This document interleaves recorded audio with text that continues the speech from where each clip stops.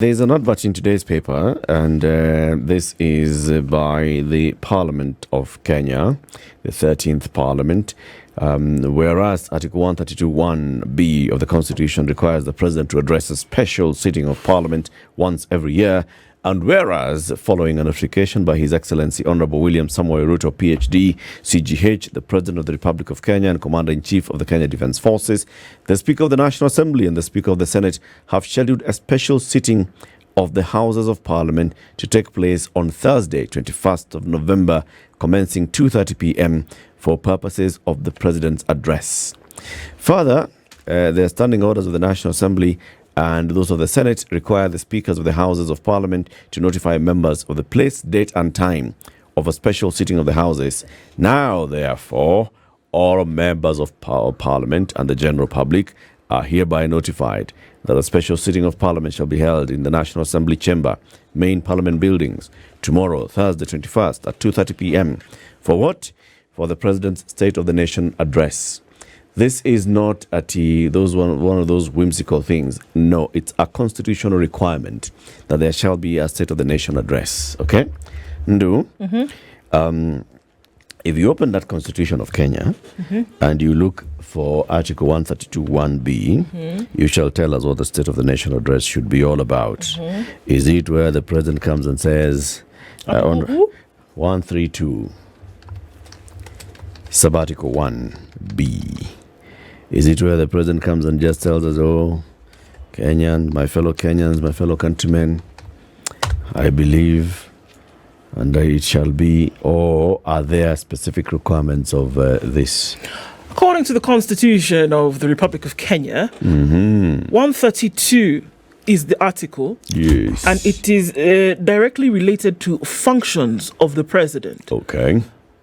Sub-Article 1, the President shall, A, address the opening of a newly elected Parliament. Okay. That aside. Yes. B, address a special sitting of Parliament once every year and may address Parliament at any other time. And C, this is probably what we are looking at now. Once every year, report in an address to the nation on all the measures taken and the progress achieved in the realization of national values referred to in Article 10. Publish in the Gazette the details of the measures and progress under subparagraph 1.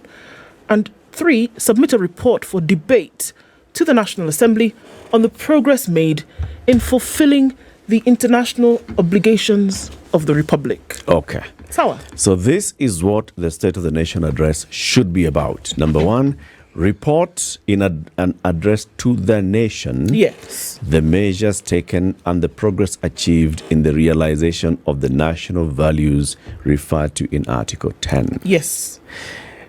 Publish in the Gazette the details of those measures and submit a report to be debated by Parliament. Okay?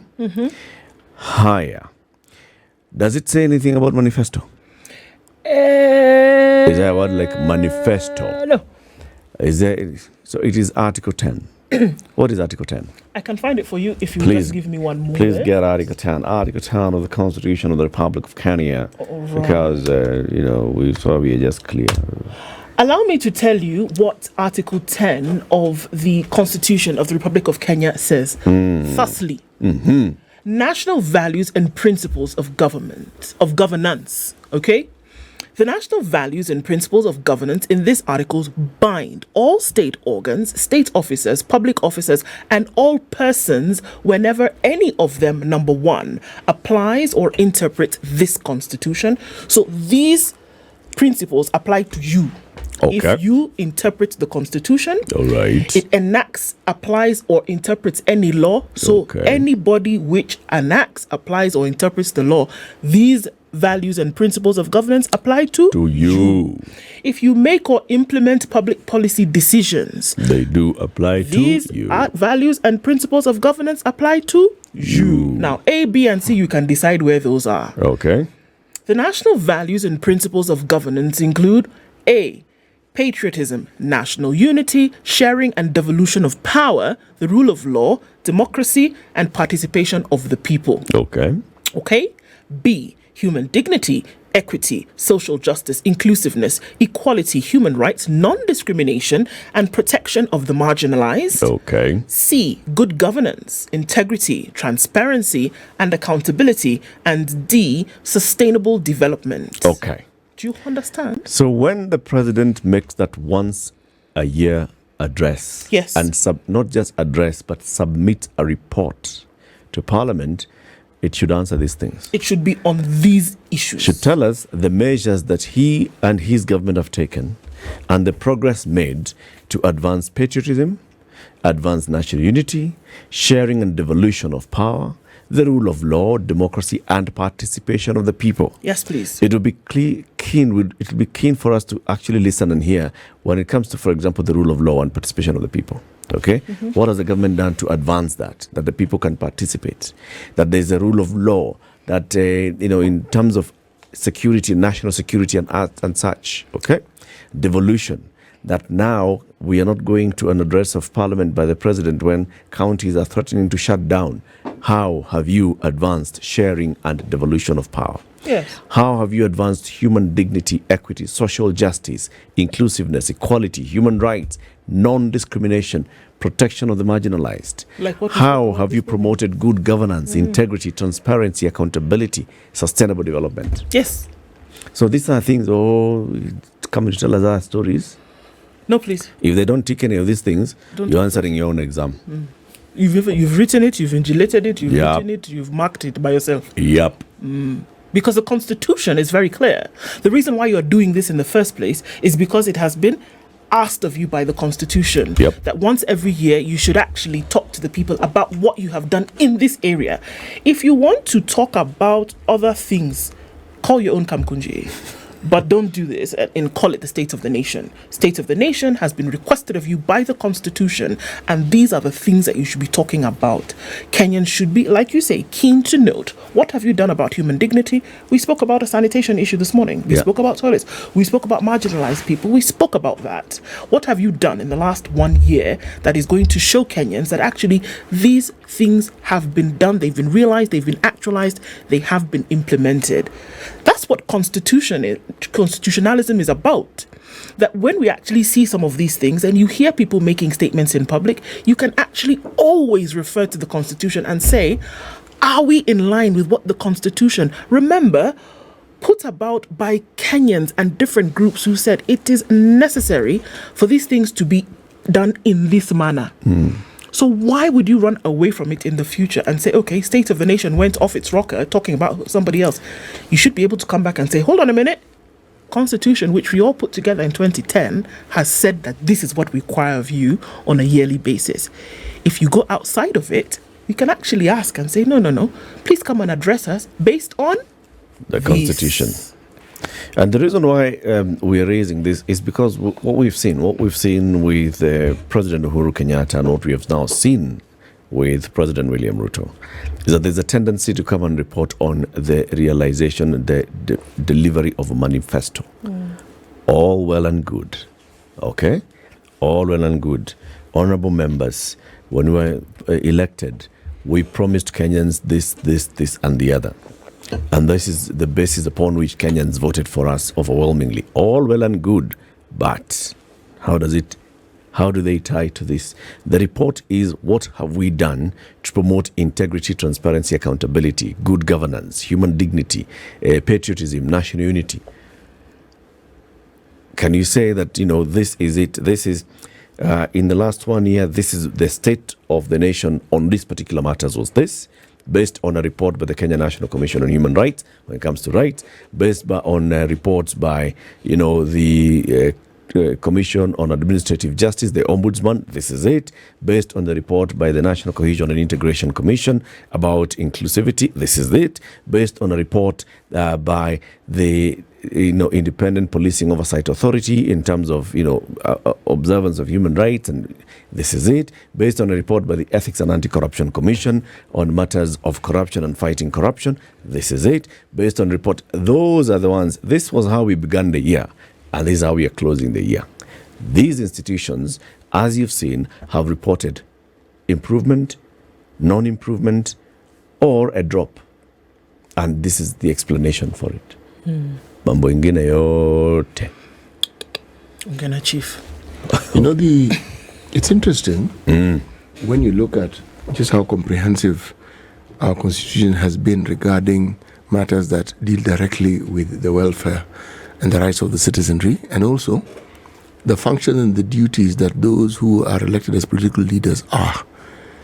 And when you measure the performance, whether it is of Parliament or both houses, and you measure the performance of the executive, or you measure the performance of, let's say, all three arms of government, it is not a backdrop of a wish list. It's against the backdrop of what the Constitution has stated categorically.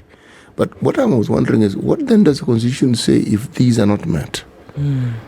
If it is clear that everything that the Constitution expects the leadership to uphold is not upheld, then what? Do we push it on to the next year, hoping that things will improve, and that when we then have a State of the Nation address, that will be told that we didn't quite make it last year, but this particular year we've done a lot better, and this is where we are. But we will hear, we will know, we will see. Yeah. Yes. So I guess an overarching question, or maybe it would be an underlying one, is then how seriously is the Constitution taken? Because it is the supreme law. Is that it is one of reference, that if you're ever confused, you can always go back and say, what does the Constitution say about what I'm supposed to be doing, how I'm supposed to govern, or what I'm supposed to do? But how often do we use it, or how often is it used by any sovereign state as a point of reference to be your, what's that thing, your guiding light, to say, can I come back to this thing and say, if I'm not doing things according to what this document says, that it is sovereign, then it should at least be able to bring me back to a linear position. How often is it used as a point of reference, or is it just a suggestion? It's one of those old dusty books that's kept on the back shelf, and you say, okay, well, you can quote it because it sounds nice. Every time you say constitutionality or constitutionalism, it sounds nice. But in terms of really abiding by that law, how often is that used? And when is it used as a point of reference to say, hold on, that this is what the Constitution says, this is what we agreed that we would do. And if I'm going outside of the lines, am I allowing this thing to pull me back? How often do we? And I think that would be the question here. Many a time, I think the Constitution, if we were to go by our lived experience and the way our elected leaders respond to the Constitution, is considered an inconvenience. Yes, something that you must look for ways of circumventing or going around. Unfortunately, the Constitution isn't going anywhere. Yes. And we just haven't gotten to terms. We haven't come to terms and the grips of understanding just how to judge everything we do with the Constitution. But we're getting there. We're getting there. We're beginning to understand the Constitution better. And we're getting to understand the standard by which we must hold those whom we have elected to account. And now the ball then goes to Parliament, all right? Because Parliament is the one that's expected to debate this, as we are reading in the Constitution, and that is the basis upon which the speakers of the National Assembly and the Senate have declared tomorrow afternoon a special sitting of Parliament, is that the President shall address a special sitting of Parliament once every year. Shall address once every year, and may address at any other time. But this once every year is non-negotiable. And also the Constitution says that once every year, the President shall report in an address to the nation on all the measures taken and the progress achieved in the realization of the national values. Publish in the Gazette notice the details of the measures and submit a report for debate to the National Assembly on the progress made in fulfilling international obligations of the Republic. Okay? So, and when this address is then made, and the President speaks in Parliament, what is expected of him? And shall members of Parliament then say, okay, so he's come, he's addressed us, but we have not met here, we've not met a couple of issues here and there, because this is one part of, one could argue that 132B and 132C are not related. That, 132B is addressing a sitting of parliament, and 132C is once every year reporting an address to the nation on all measures taken on the progress. Someone could come here with an argument and say this one is the Jamhuri Day speech. Well, they can. They could even say it is Labor Day speech. I mean, they can choose the day that they want to attach this thing to. But you see, all these things that are mentioned, there is none which is less than the other. No. And there is none that you must exclude or can exclude. They have all to be fulfilled. Absolutely. Not some, not a majority, not 3 out of 5. All, literally. It's a shall. All. It's a shall. So you have an obligation to, and you're held and bound by this, that you should do this. And it binds all state organs, state officers, public officers, and all persons. Yes. I mean, there's no wiggling room out of this one here. No. And that's the thing, that it is not an address about, whatever you want it to be, pie in the sky kind of conversation. It is an address relating directly to these things, that you then must come and tell Kenyans what you have done about patriotism, national unity, etc., human dignity, equity, social justice, good governance, sustainable development, that you must come and say, this is what we have been able to do in this term of governance administration about these matters. Anything outside of that, you can then go to Farah Stadium, and do a rally. Choose another day. Yes. Choose another time. Go and Kamkunji, whatever. It's all right. That's fine. Nobody's going to have an issue with that. But you're bound to tell Kenyans what you have done about these issues. This state of the nation is what you should be. This is what you should be discussing in the state of the nation. Anything else, don't call it state of the nation address. Am I wrong? No, you're not. In fact, these are the matters that you may think are important, and they could be important. You can actually even go back to Parliament. If you want, do they shut you out and say, no, it's not the state of the nation, you can't come here today? You can go back. Yeah, okay. You can go back and address the other issues. But those other issues will not be part of the state. Because whatever it is that comprises the state of a nation, it's clear. Yes. The ifs and buts don't actually feature here. No. Not really. No. So we have invited the chairman of the National Council of Churches of Kenya, the Reverend Dr. Elias Otieno Agola, who is stuck in traffic, but he's on the way. He says it's coming. And this is to look at the church has come out to speak once again. That is forming actually the basis of the headlines in the papers today. No holds barred. And the Standard has that big headline there, no holds barred. Nairobi Archbishop Philip Anyolo's rejection of more than 5 million shillings of President William Ruto's donation to the Soweto Catholic Church did not surprise those who know him. They say, well, this is what we expect of him. So when the Reverend Dr. Agola comes here, we'll continue this conversation. Clergy turn up the heat amid debate on Ruto's rejected millions. The church is on a roll. Major Christian denominations have united against the Kenya Kwanzaa administration, accusing it of perpetrating various vices that have worsened the lives of millions of Kenyans. The Nairobi Catholic Archdiocese's rejection of 5.6 million donation from President Ruto and a subsequent statement by the Anglican Church of Kenya censuring the state have intensified pressure for accountability and good governance by the clergy. Still reeling from a stinging statement from the Kenya Conference of Catholic Bishops, the president suffered another blow after the rejection of his donation, and that of Nairobi Governor Johnson Sakaja. Higher. The clergy have come out to raise these particular issues, and they're saying, this is how far we are willing to go on this particular matter, right? This is enough is enough was a statement yesterday by the National Council of Churches of Kenya. Let me actually just get that statement from NCCK. And what the NCCK was saying in their statement was, enough is enough. The church remains the trusted voice of the Kenyans. As the prophetic voice of the people, the church calls on leaders to uphold justice and fairness. We urge acknowledgement of our role in advocating for the welfare of Wananchi. The church's voice must be respected as it echoes the will and needs of the people. On matters of abductions, immediate action is needed to curb enforced disappearances. Healthcare, We reject the transition from NHIF to SHIF without clear benefits to citizens. Education, ensure smooth, transparent shift from 844 to CBC. Prioritize serving the interests of voters, not personal or political gain, on the value for the electorate. The church stands vigilant and will hold leaders accountable in the fight against corruption. Taxation, address the imbalance between high taxes and reported low collection of rates. Civic responsibility, the citizens must remain engaged and proactive in holding leaders accountable, and so on and so forth. This is, what the church is now saying. Some are saying, hey, where did the church find its voice? The voice was always there. I think if you were asking for a segment of the society that was giving the government time, you could argue it is the church. They listened, they watched, they saw, they listened, they watched. And by the time they figured that, look, it's about time we raised our voices, the voices hadn't gone anywhere. That's why they were just raising it. It was there.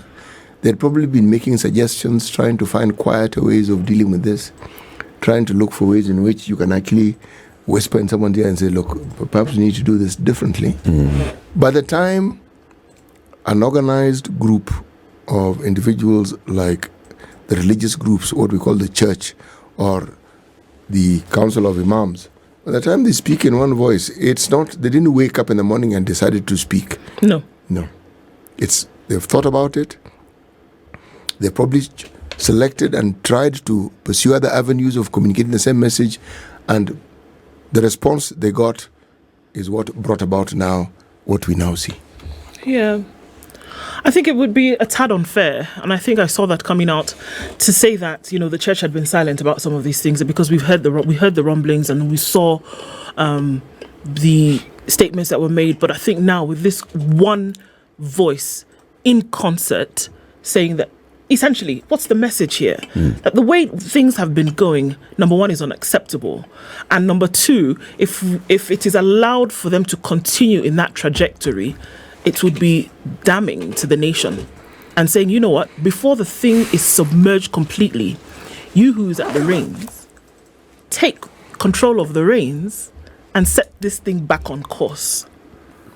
In no uncertain terms, that's exactly what has been said. And they have an obligation, whichever way you want to look at it, in terms of moral governance, in terms of spiritual guidance, whatever it is, they do have an obligation. And for them to come together in the way in which they did, it is not child's play or, okay, well, we don't have anything to do on a Monday afternoon. No. It was clear that, okay, we have to put in our voice into this thing before the whole ship sinks. They actually mandated. It is their duty to actually speak out. Exactly. Not whisper, speak. Boldly. Yes, it is their duty to speak out. You see, it brings then the question of one must ask. Does the government have wiggling room, or is that wiggling room reducing by the hour, by the day, by the week, by the month? Because there's a point at which whatever it is you thought was room to maneuver, forget getting tighter. There's a time it actually vanishes. Because there's a reality that must be faced, and that reality cannot be addressed by words, because it is by words that these issues have been addressed. You're now at a point where certain things have to be done. Now, does this government have the wherewithal to actually do what needs to be done? Where? The conversation continues, and our guest has arrived. The Reverend Dr. Elias Otieno Agola is the chairman of the National Council of Churches of Kenya. Hujambo. Sijambo sana. Karibu sana for joining us. Asante. You found some traffic. You can give us the traffic update. Where was the traffic? Oh yes, I don't know whether I qualify to give the traffic update, but it was crazy. Mombasa Road there. Mombasa Road coming here. At last I'm here. Pole sana, and yes, welcome. Thank you. And So sorry City for that. will give you the day's proverb, and then let's hear your interpretation of it as we get into the conversation for the 20 minutes. Well, our proverb for this week from the Republic of Burundi. Hope does not have to be built on tangible things. Hope does not have to be built on tangible things. That's a proverb for the day. Okay. Giving the preacher proverb about hope. My hope Okay. is built on nothing less. Yeah. Ndio More than righteousness. What's the interpretation of this, Bishop? Hope does not have to be built on tangible things. Yes and no, but I would say that hope is something that keeps you going, keeps you alive, and hope is something that gives you the trust that that tangible thing can come. In Hebrews chapter 11, verse 1, it says, faith is the substance of the things that are hoped for, the assurance of things that have not yet been seen. And therefore, that means that hope goes with the genuinity of what comes out of what you say. So that in the end, you are not interpreted to be lying or unsure of what you are saying. Okay, that's a good one. You released a statement yesterday as chair of the NCCK Yes. where you said enough is enough. Yes. The church remains the trusted voice of the Wananchi. True. And among the issues that you mentioned here, prophetic voice, abductions, healthcare, education, value for the electorate, corruption, taxation, civic responsibility, and you conclude by saying, leaders act now with integrity and honor, for the church will continue to stand firm as the voice and the defender of Wananchi. Yes. This is reflective of what the Catholic bishops said last week, Yeah. reflective of what one of your members, the Anglican Church of Kenya, has also said. Yes. What's the church saying? What is the church saying? The church is saying exactly what I said. And Enough is enough. Yes, enough is enough.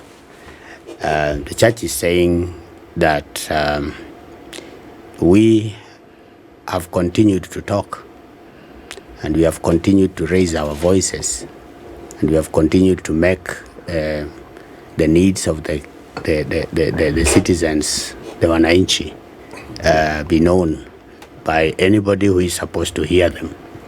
And we've talked to the right people, meaning the people who have the power and the authority to make change and to cause things work. So rhetorics do not have space now in Kenya. When the church is stepping into the space and saying, we've talked behind the tent. Now it is time for everybody to know that this is what we have been saying. And that means that, and you all can recall in this republic, the church has always been seen sometimes to be very close to power. The church has never been very close to power. The church has kept its safe distance, where we talk when we are supposed to, and we talk where we are supposed to, and to whom we are supposed to. We recognize that we have so many leaders in this country, not only the political leaders. Religious leaders are leaders.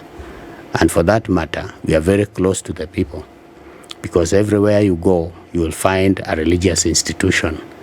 And these religious institutions are ministering to people daily and listening to the voices of the people, seeing the miseries of the people.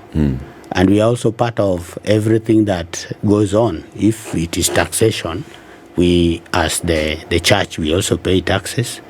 We pay, we have religious institutions, we have educational institutions, we have healthcare institutions.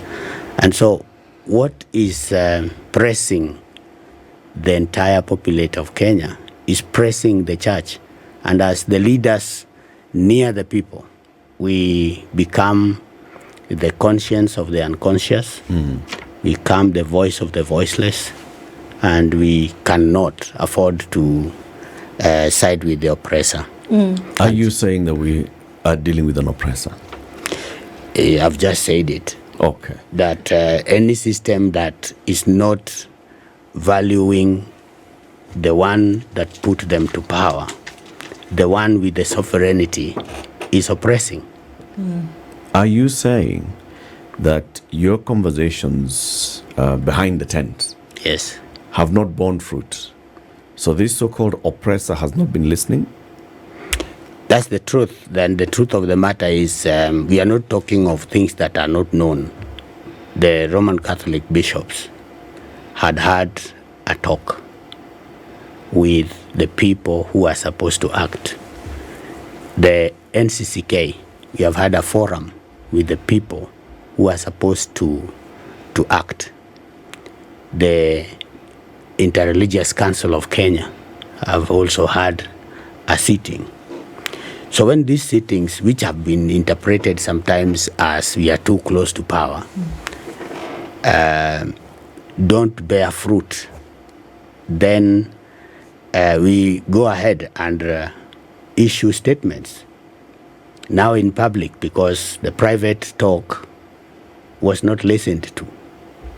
So when we are coming to talk, we are coming to talk out because what we said in private is not listened to, and therefore people should know that we are not that quiet, and that we are not just too close to power.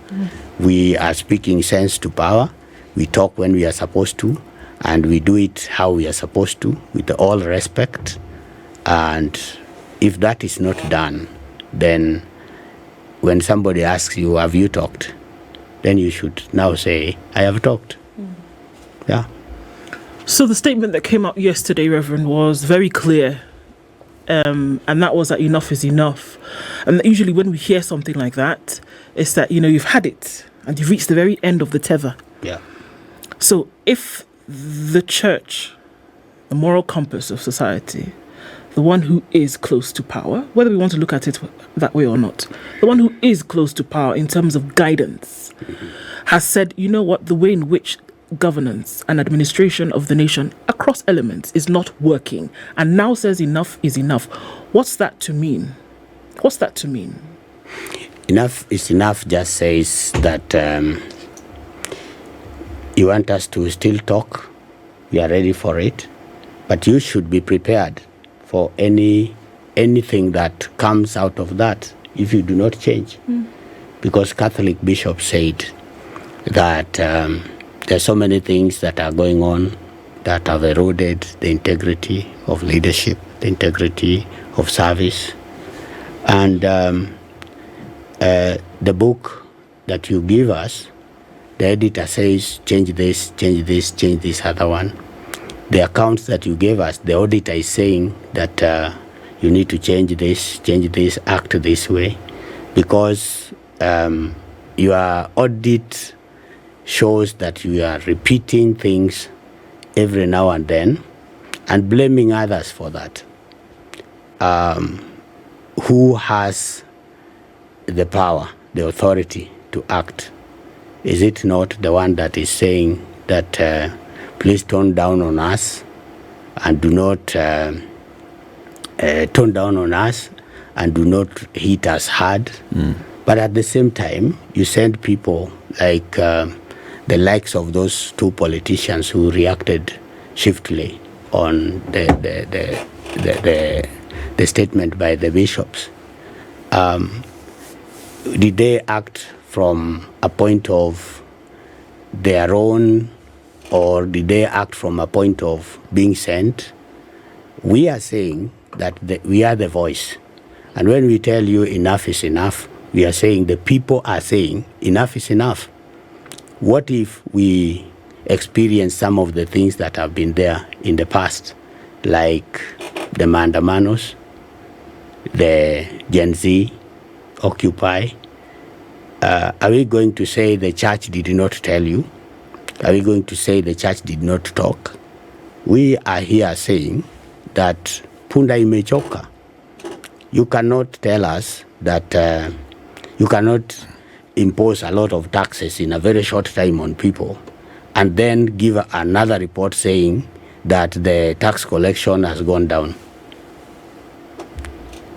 That is a contradiction. Where has the taxes gone to?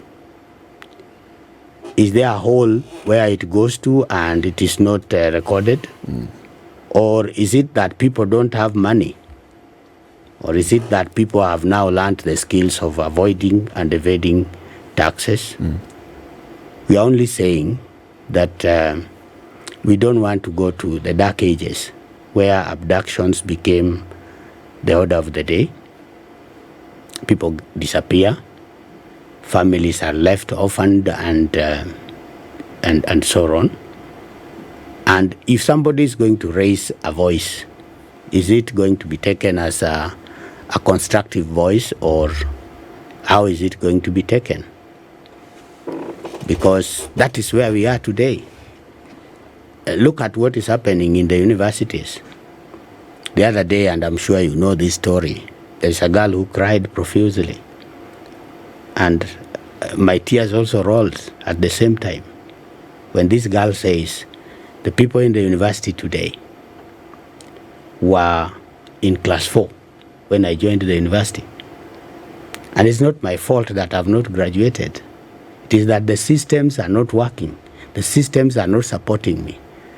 And she went ahead and said, look, I was the top girl, the top person in my county.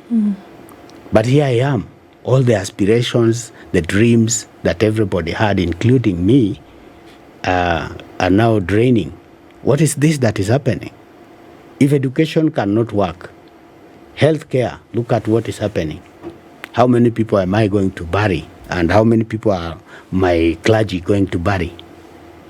Just because they went to the hospital and the efficiency of the newly introduced social health insurance fund that is different from National Health Insurance Fund is not working. Why is it not working? Why introduce something that you have not taken the burden to explain to Kenyans? Today, you hear people say it is only N that is replaced by S. That is not true, because the other one was National Health Hospital Insurance Fund. Yes. This other one is National Social Health Insurance Fund.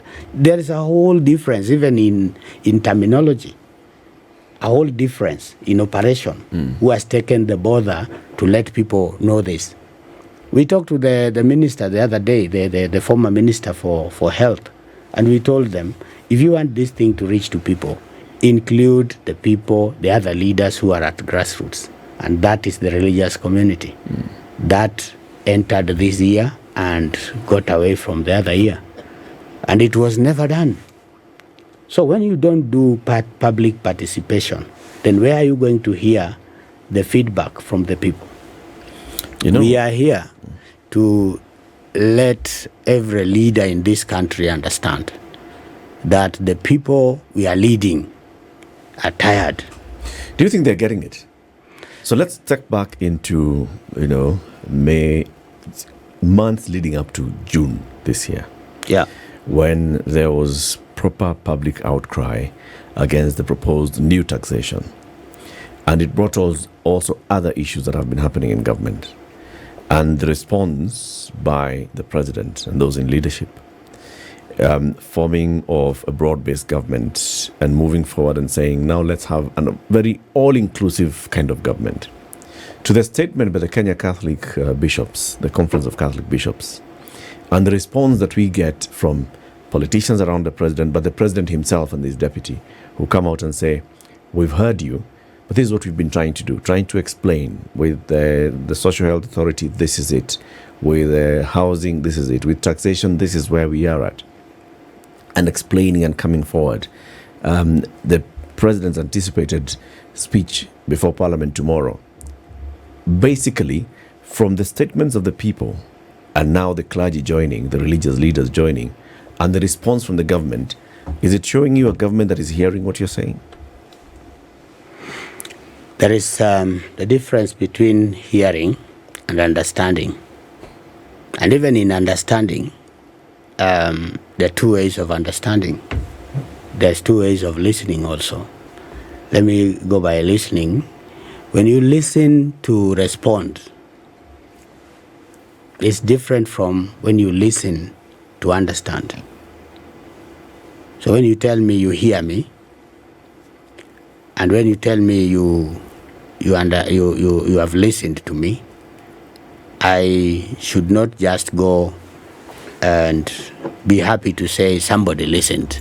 I should interrogate and say, did they listen to understand, or did they listen so that they can respond? Which is which? What do you think we have in this case? We have the listening to respond. Responding here is giving me what was in your mind, but not understanding what I was asking. The Gen Zs were raising issues. Somebody was listening to understand. Today the church is also not to understand, listening to respond. Today the church is raising issues. I have said in that statement again that we cannot all be wrong. That the PCA church is saying this through their moderator. The same thing. The Anglicans are also saying it. A collection of all the Anglican bishops, a collection of all the business committee of PCA, which is representative, including even from Tanzania and Uganda and in the diaspora. And here we say something is wrong. The NCCK, bringing together over 38 and representing over 17 million Kenyans, telling you that this is wrong. We are saying the same thing. Then we have even the Muslims are also saying the same thing. We cannot all be wrong. Somebody should listen to us to understand what we are saying, not to respond to what we are saying and giving us even other people to just begin responding to church. And we do not want blackmail, where when we say this, tomorrow you appear in our church, where you don't even go every time. And you appear there to blackmail us so that we can see that you are around us. The church is the voice. And we have been in the voice, you know, the struggle for independence. There were some churches that were blacklisted. We also know what happened in the 90s when some of our colleagues also lost their lives because they were raising issues.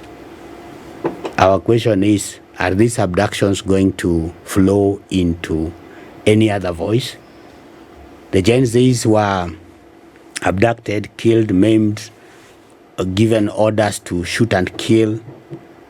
And those families are still in that grief. Nobody talks about them. We do not want careless statements in Kenya. We just want action. Somebody said that corruption is taking 2 billion.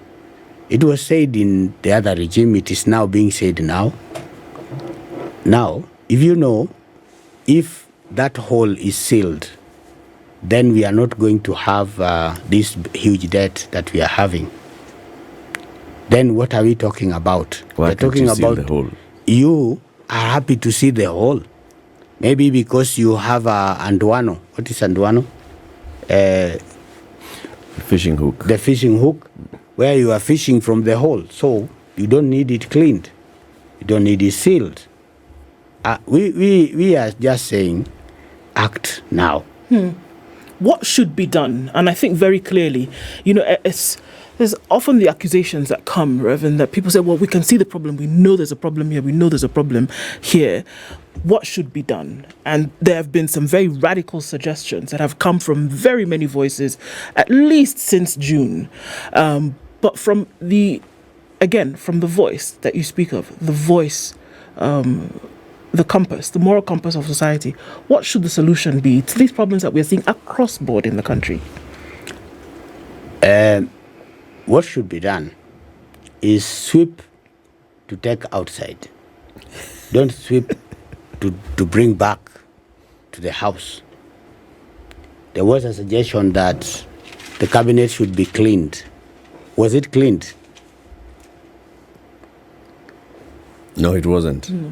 There is another suggestion that we need to look into the issues of corruption. Have we been looking into them? Sweep outside. Sweep to take outside. Clean properly. don't just do it to massage the egos of the public. The public can reorganize. What if they don't sweep? If they don't sweep, enough is enough. And that's what people are saying. Meaning what, Reverend? Are you saying, what are you saying? So enough is enough means that we don't have room for tomorrow. I'm saying the enough is enough means we have room for tomorrow. Enough is enough means be prepared when people say this is what they are going to do. Groups are, it is true that we can always say that we know what is happening, we have intelligence, we have all this, but the truth of the matter is, in this era and age, people can mobilize themselves just like that, spontaneously. It happened and we saw it, how people are mobilizing themselves in the name of Gen Zs. And we do not want such a reputation. We would want the president, we would want the leadership, we would want everybody who is in leadership to act now and say, if it is within my influence, I should make that difference. I should use the authority I have, I should use the structures I have, the agencies I have to help me well. But I am not sure that sometimes when we are advised as leaders, we take the advice. The decision is yours, and that is true. But how about my piece of advice? Was it supposed to be considered as part of your decision making? And will it become part of your product in the decision? I know if we have advised in private, we don't need to come to the public. If our advice is taken and we can see something is going on, we also know that not everything will be introduced, whatever advice we give will be taken. But why introduce everything today, and why choose to listen to other things today again? Reverend Dr. Elias Agola, it's top of the hour, but I've got to ask you this question. Yeah. So the people came out, they spoke. The clergy has been speaking to those in leadership behind the tent, using the informal channels that you have open to you. But you've come to a point where you all are saying enough is enough. What we have been saying has not been heeded. What action we've been calling for is not being taken. Okay? So we don't have an election until 2027. We don't have an IEBC in office today. If the people who are supposed to sweep don't sweep, what are you telling the people to do? Because you're the voice of the people. What are you telling the Wananchi to do? The people who should be sweeping are not sweeping. So what? We are simply asking the sweepers to tell us why they are not sweeping. And if they don't? We would want them to tell us, why don't we have an IBC, the commissioners as they are supposed to be? We are asking them to tell us, what is it that they are afraid of? We are asking them to tell us whether they understand the word sovereignty of the people. We are asking them to tell us whether they are students of history. We are asking them to tell us whether they understand that the church is raising pertinent issues that are touching on the lives of Kenyans. We cannot be saying no to this and then it is reintroduced. The Gen Zs said no to the finance bill. I am sure that Kenyans who are students of current affairs know that 4 bills are being introduced into the parliament to sanitize the rejected finance bill. We also know that people are not listening because maybe they want to take control arbitrarily by introducing more and more taxes in the guise of we are raising funds locally. But at the same time, we know what has happened to our airports. We know what has happened in Kengen. We know what is happening in our electricity, the supplies. We know all these things. As leaders in this country, we are saying politicians are not the only leaders in this country. Politicians are not the only leaders in this country. Leave it there. Reverend Dr. Elias Otieno Agola is the chairman of the National Council of Churches of Kenya, NCCK, which brings together how many churches? Over 38. More than 38 churches, representing over how many million people? 17 million people. This is the Situation Room, the only way to start your day.